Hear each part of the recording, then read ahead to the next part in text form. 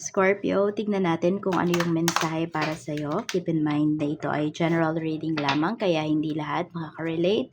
Pakilawakan po ang isipan at kung hindi ka pa nakasubscribe dito sa ating channel, please subscribe and hit the bell button para lagi kang updated every time na meron tayong uploads.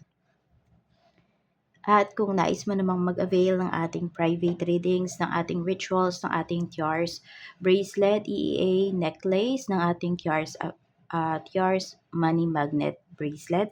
At meron tayo ditong citrine stone. Ayan, sa mga nagnenegosyo, perfect po ito para ilagay ninyo sa inyong mga kahaw dun sa cashier. Sa yung pinaglalagyan ninyo ng pera. Kung meron kayong sa wallet nyo nilalagay, ganyan, sa basket, sa, di ba iba sa arenola, doon naglalagay. O yun, syempre ang arenola na hindi gamit, o yun. Pwede nyo po yung ilagay, isama ninyo doon.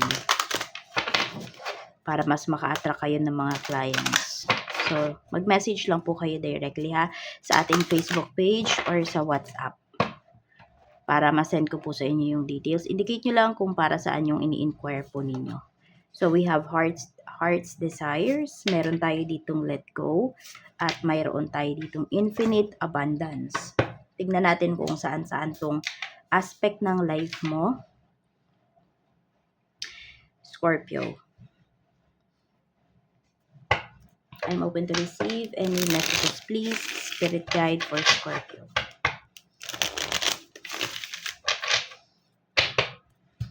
Sabi dito, the angels are supporting, guiding, and protecting you as your dreams become reality. Saan kaya itong aspect ng life mo? Ten of Pentacles. More on ito yung mga pangarap mo pagdating sa family mo.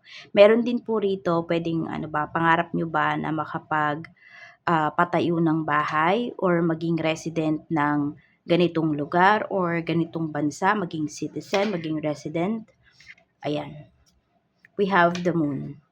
So, you make sure lang po talaga na yung pinaglalaanan ninyo ng oras ngayon, pinaglalaanan nyo ng time, effort, energy, is gusto nyo po talaga. And kasi ibibigay talaga siya sa'yo at magiging happy ka. Pero kung may mga agam-agam po kayo rito, pagdating sa mga goals ninyo, pagdating sa mga gagawin ninyo, ayun, magnilay-nilay ka muna. Ano ba talaga yung gusto mo? Ano ba yung nilalaman ng puso mo?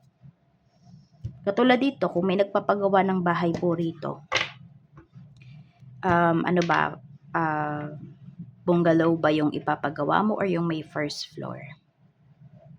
Up and down ba? Ganon. So, kailangan sigurado po kayo.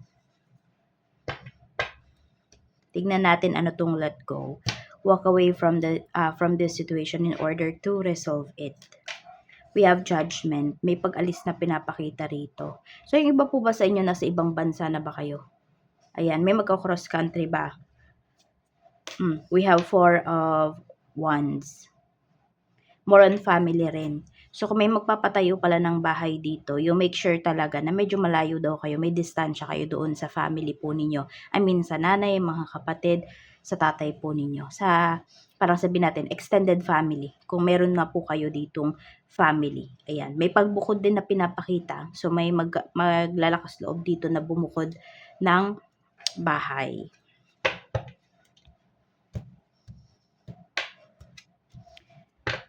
Yung pag-alis mo kasi na to, yung pag-let go mo na to, dito mo mararamdaman yung stability. So, pwede rin yan pagdating sa trabaho. Baka hindi na talaga kayo happy sa work ninyo. Ayan. Tapos, sinusuportahan ka naman ng family mo rito. Ayan. So, nasa sayo kung itutuloy mo ba yung pag-alis. Basta, sa lahat ng gagawin ninyo ngayon, Scorpio, dapat wala kayong pag-aalinlangan. Sabi dito, infinite abundance. You're fully supported as you devote yourself to your divine life purpose. We have 10 of wands. Katulad ng sinasabi ko sa inyo, hindi po masasayang, okay, yung inyong mga ginagawa ngayon. Lalo na nga kung gusto nyo talaga yung inyong ginagawa. Kaya po, ayan, kailangan talaga na align po sa'yo, sa energy mo, yung ginagawa mo. Tas yan na yung life purpose mo. So, tanungin mo na yung sarili mo ngayon pa lang, Scorpio, happy ka ba kung nasaan ka? Happy ka ba sa ginagawa mo? Happy ka ba sa relationship na mayroon ka? Tignan mo or pagnilay-nilayan mo 5 to 10 years from now. Ano yung nakikita mo? Para sa career mo, para sa love life mo, sa family mo, sa nanay at tatay mo, ganyan. Doon mo marirealize kung ano yung gusto mo talaga. Kung saan ka mapapanatag. Kailangan po kasi talaga align yan. Ayan para tuloy-tuloy at papunta talaga sa pag-unlad yung life mo. Kapag gusto mo kasi yung ginagawa mo, okay, hindi mo mabablock yung mga magagandang energy dyan na paparating sa'yo, yung magagandang opportunity. Hirap kasi nun kapag napipilitan lang tayo sa ating mga ginagawa. Marami dyan, disaster talaga yung nangyayari. So, tignan naman natin kamusta yung iyong emosyon. We have 8 of Wands. So, marami naman po sa inyo dito. Masaya po kayo. Ayan. Tsaka mabilis. Mabilis yung, para bang meron ba dito kinakabahan? Oo. We have Queen of Swords. So, okay naman po yung inyong nararamdaman. Okay naman yung heart ninyo. Pero yun lang, medyo hindi ninyo maiwasan na hindi mag-overthink. Hindi ninyo masyadong maiwasan na yung expectations kasi yung nakikita ko dito. So, tingnan natin. Yung kaisipan mo talaga, we have 6 of Cups. Meron ka ditong nako-compare. Okay, may kino-compare ka rito. So, you should focus talaga sa kung ano yung nangyayari sa'yo ngayon. 'Di ba? At saka kung ano yung epekto niyan sa future mo. Meron kasi ditong mga past energies. So, pwedeng may nami-miss ka. Okay, naiisip mo yung tao na yon. Meron dito, alam mo yon na nagre-replay yung mga ginawa sa'yo ng tao na yon o yung mga ginawa mo sa tao na yon. So, di ka makapag-focus. Yan ang nakikita ko sa'yo. Yan, kaya ito yung isa sa mga bagay na need mo nang i-let go para makapag-focus ka sa present mo. Kamusta yung spiritual health mo? Yung spiritual health mo din, 'di ba sabi ko sa'yo dapat aligned yan. So, ayan po, yung iba sa inyo hindi talaga siya aligned. Meron ba dito hindi talaga kayo nakakatulog madalas? May mga bumabagabag po sa inyo, may mga takot kayo na nafe-feel, may anxiety yung iba sa inyo, may depression. Yan, baka kailangan nyo is more on professional help po. Meron naman dito pwedeng may gumagawa sa'yo. Ibig sabihin, mababa yung defense mo. Kaya napapasukan ka ng mga ganito. Kaya tinatablan ka kaagad. So, you need protection, Scorpio. Yan.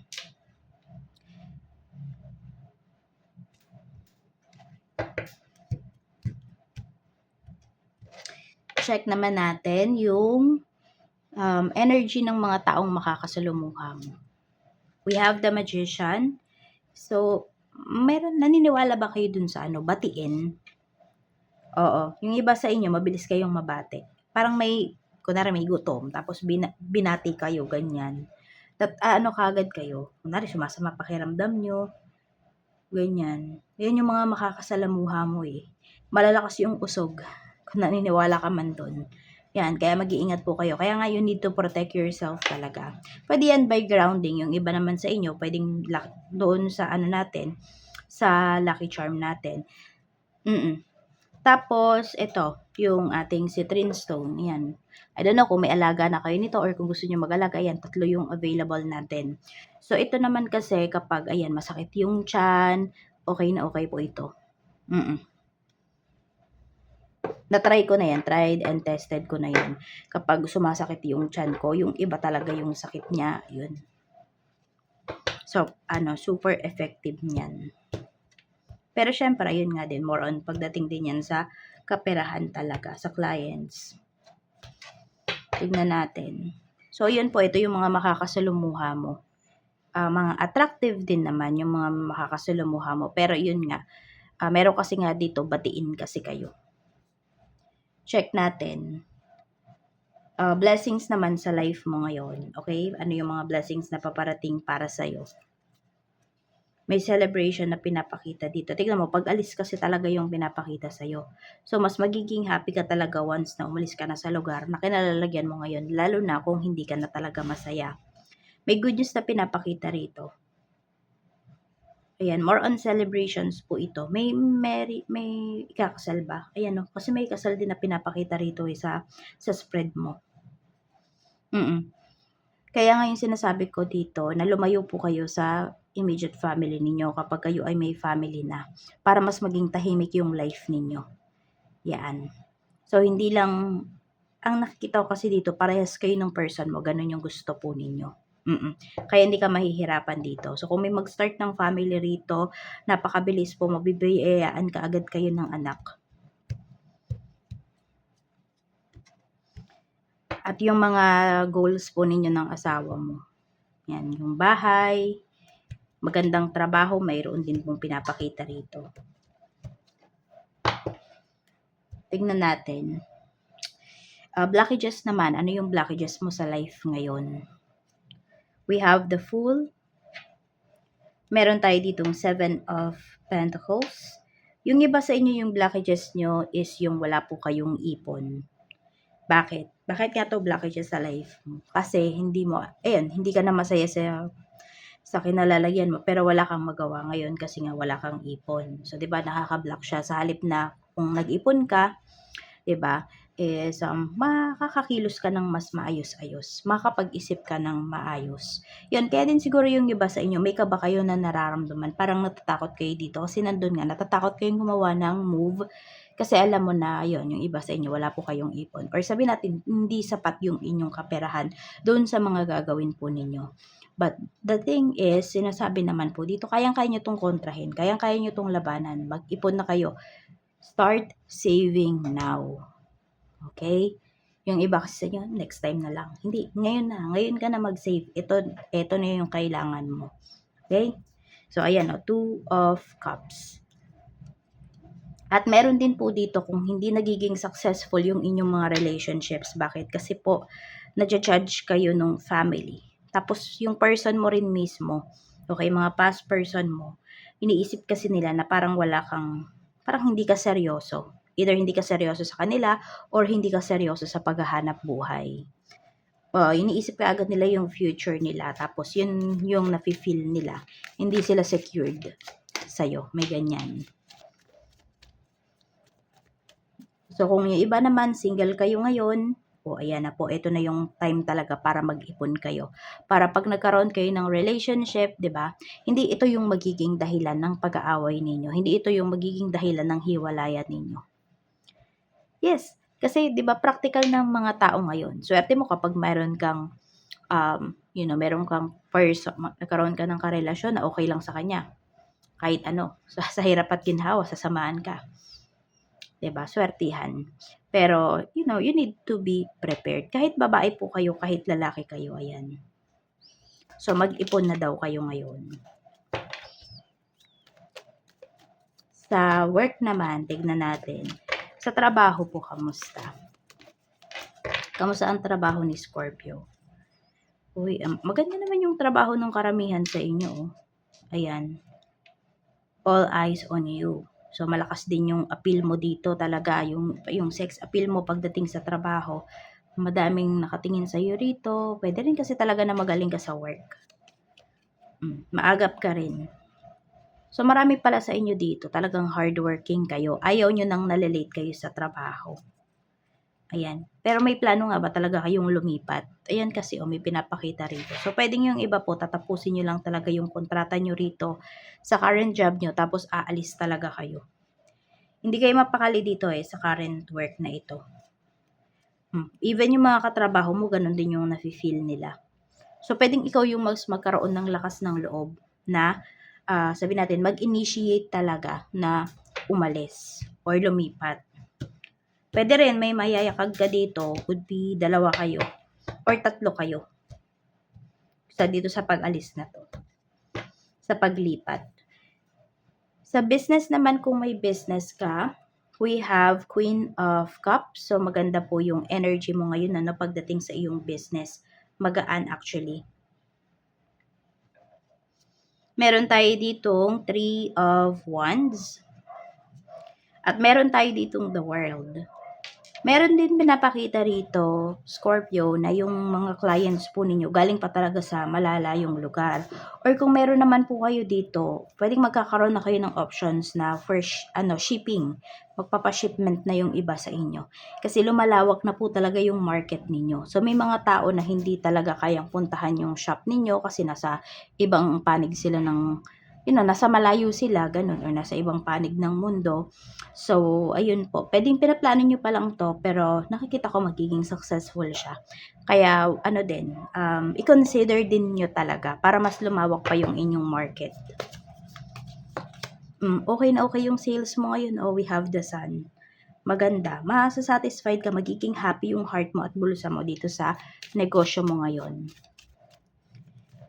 Tignan natin, pagdating naman sa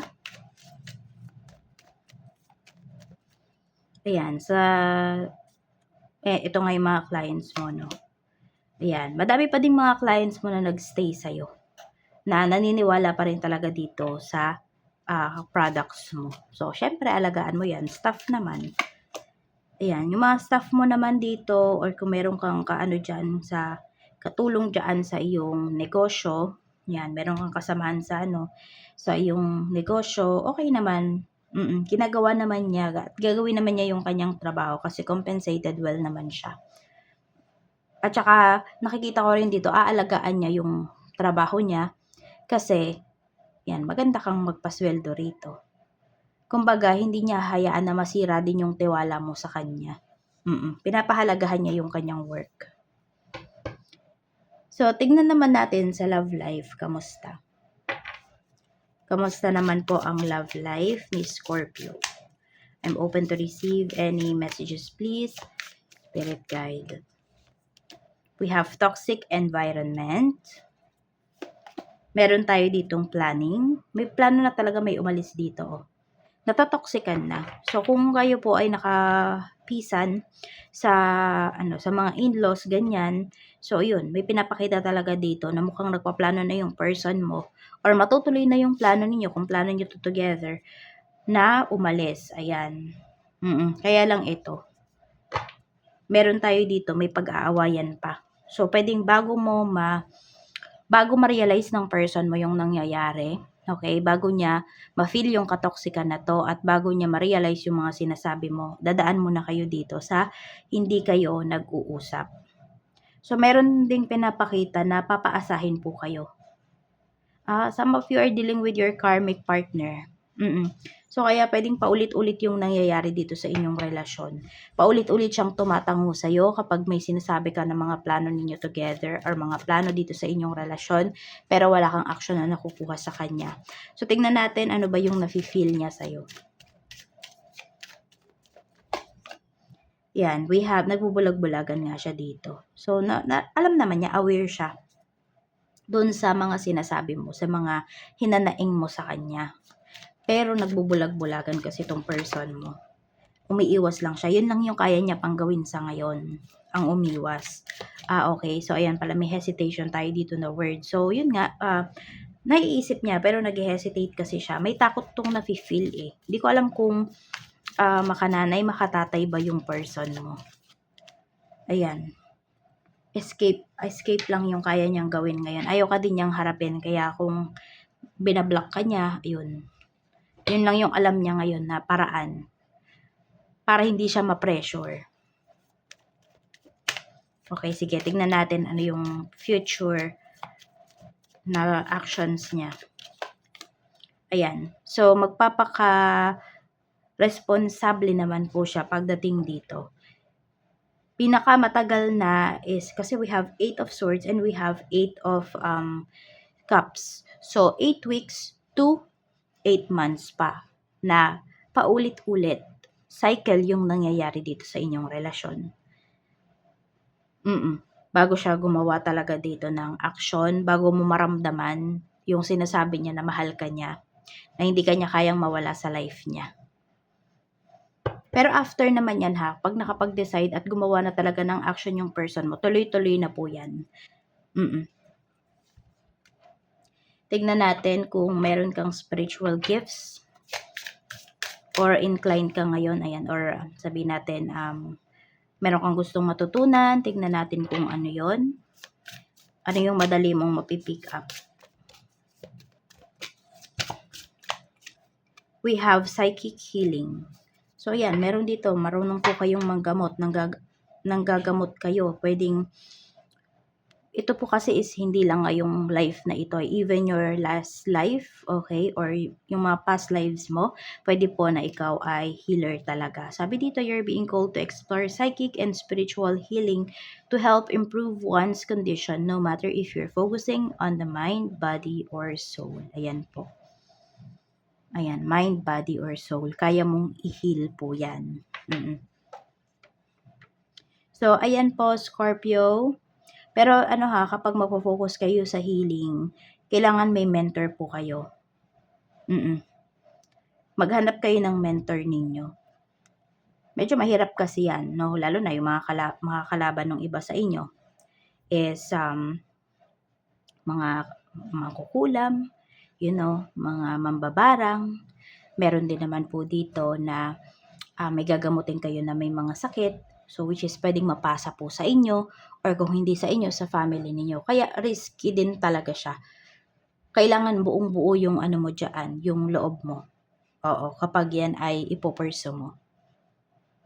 So, ayan lang po. Maraming salamat, Scorpio. Mag-iingat ka. More blessings to come and see you again on my next video.